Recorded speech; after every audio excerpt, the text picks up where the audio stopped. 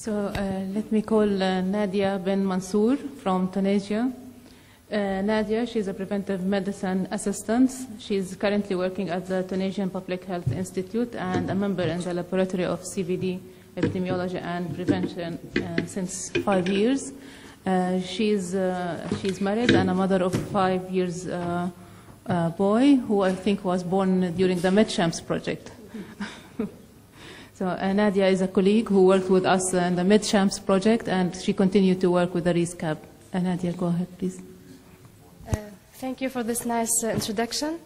First, and before I start my presentation, I would like to remind you something that you all know, I guess, is that there was a wind of change moving through the whole region since 2011.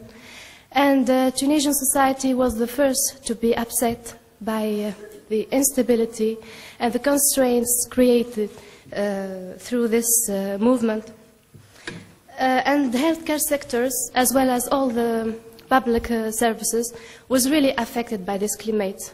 So in this presentation, I will try to present you how our health professionals are facing the NCDs and especially diabetes challenges in this current context of transition.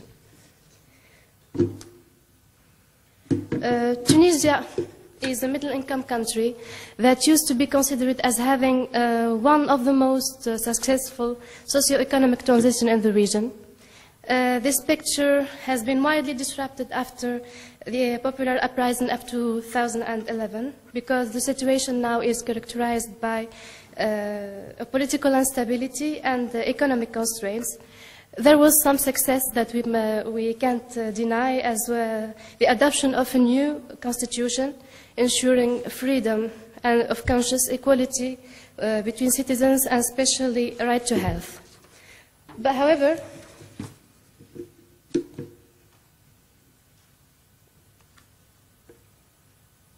I want to go back, yes.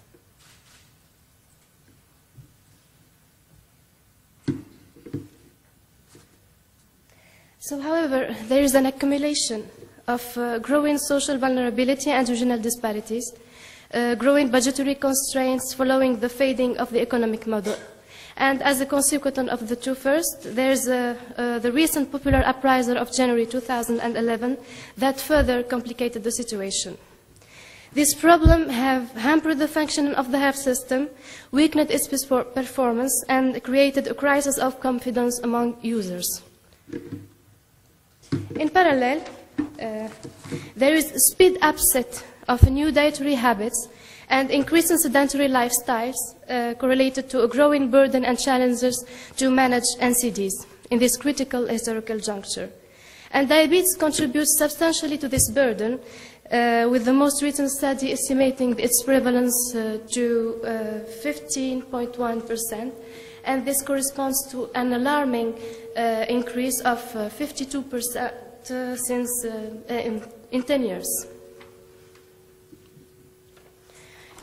The objective is, if this presentation will be to gain insight into how diabetes care professionals are facing NCDs challenges in this critical historical juncture. And for this, I will present a qualitative study focusing on the micro level of care with its main actors, namely patients and healthcare providers.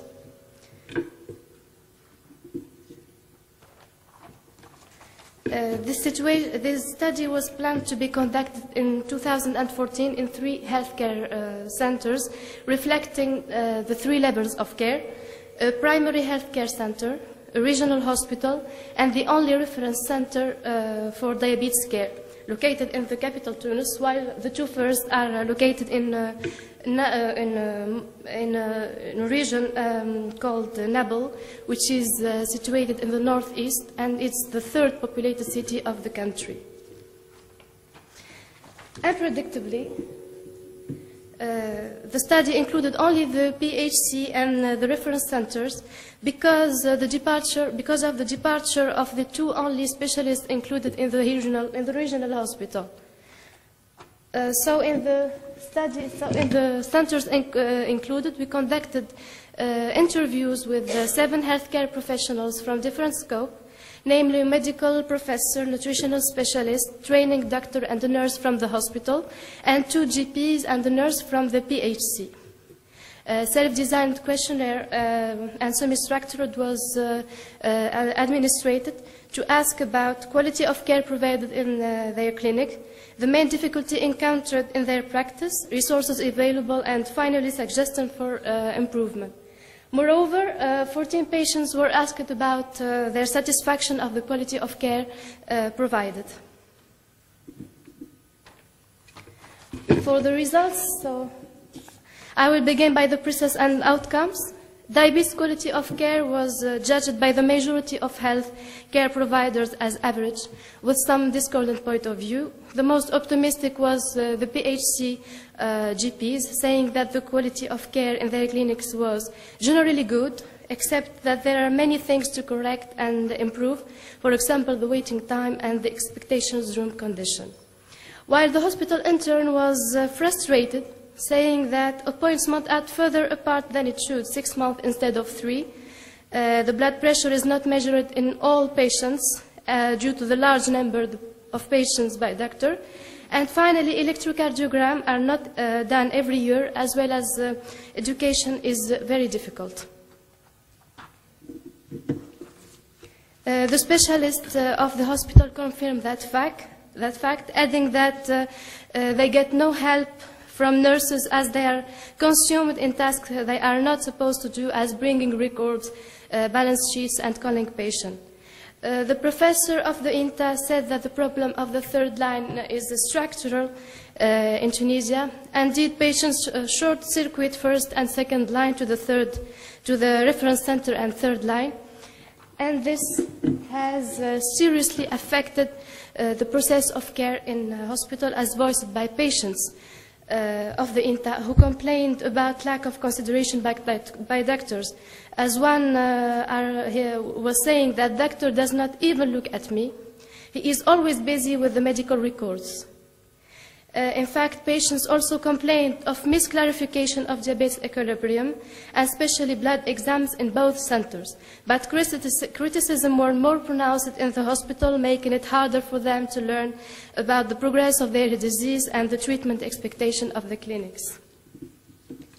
Second, for equipment and investment, lack of resources was pointed out differently according to the context. The educative nurse of the hospital said about her experience in diabetes education, the biggest problem is the lack of resources, no data show, no computer, no educational materials.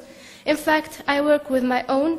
I am the one who supports an organized meeting with my modest tools. The professor highlighted the difficulty cited above, saying that the diabetes education should be audiovisual, with the scrolling messages carefully selected and adapted to homogeneous target. Unfortunately, we do not have such resources to do therapeutic education correctly.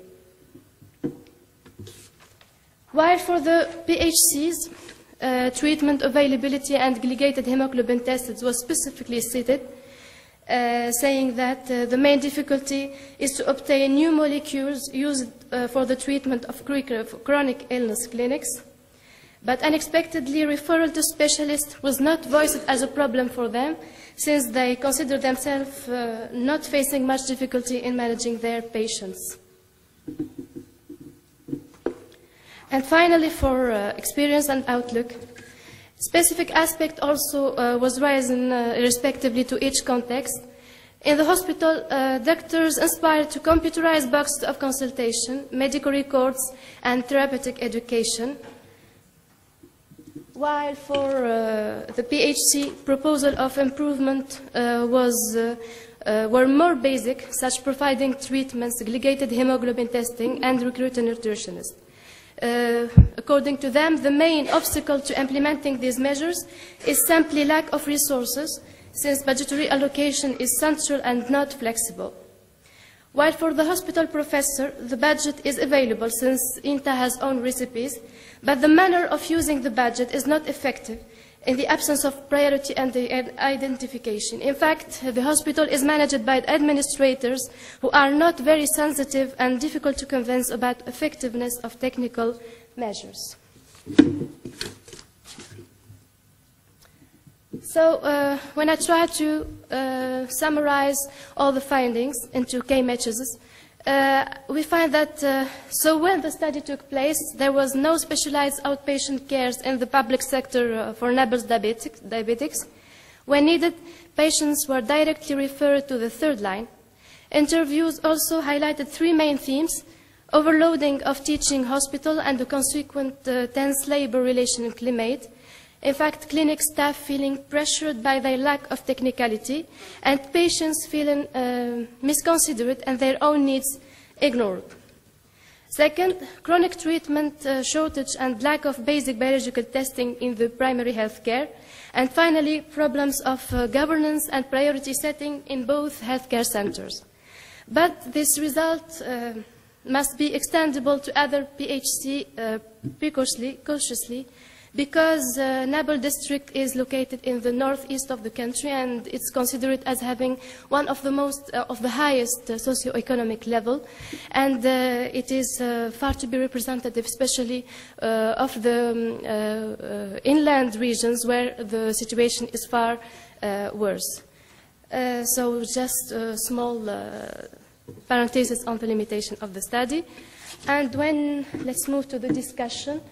So when we conceptualize the findings, we can discuss structural failures in different levels of governance, specifically macro level, meso level, and micro level. On the macro level, nowadays the shortage of specialists in public sector in Tunisia ranks among highly controversial failures of the health system.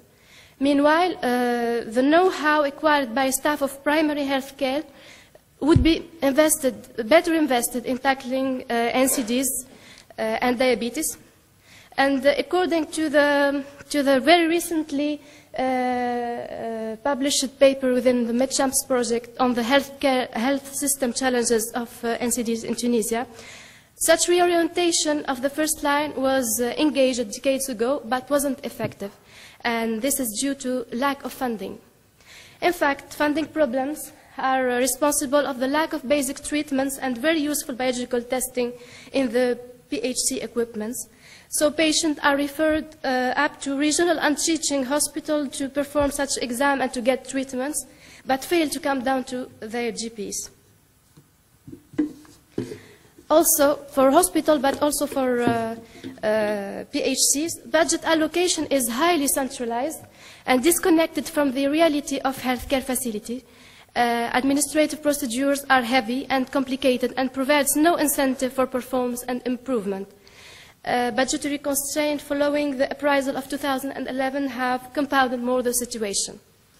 Oppositely, a greater decentralization could contribute to adapt health to local conditions, greater openness to new forms of financing, and improve meso-level governance and accountability for an improved quality of care. And finally, for the micro level, evident in our interviews, but also in a previous study within the MedChamps project also, was the lack of humanism and communication perceived by the users from the professional, and this has severely affected the trust in their relationship. But from a patient-focused care perspective, patients must have sufficient support and knowledge to actively participate in their health care. However, and according to the Taina National Study of 2011, we do not yet have this vision of care. In fact, Tunisian healthcare professionals are not trained enough to improve their attitudes and relation quality for a more patient-centered approach. Finally, for conclusion, achieving equitable, safe, effective, and high-quality care for patients across the spectrum of type 2 diabetes is not a small task.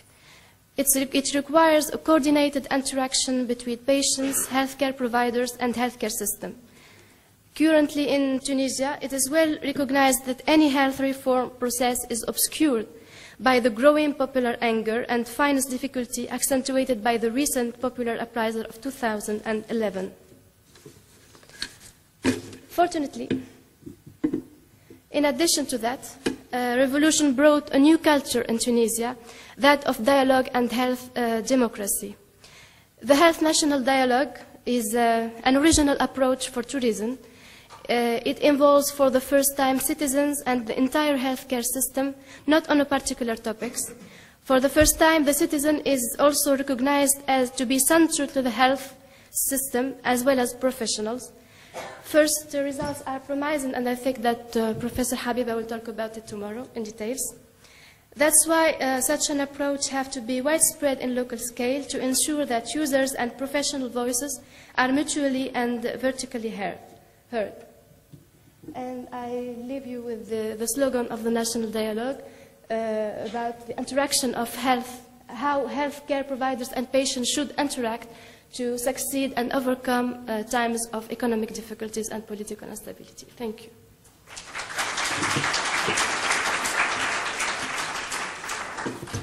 Thank you.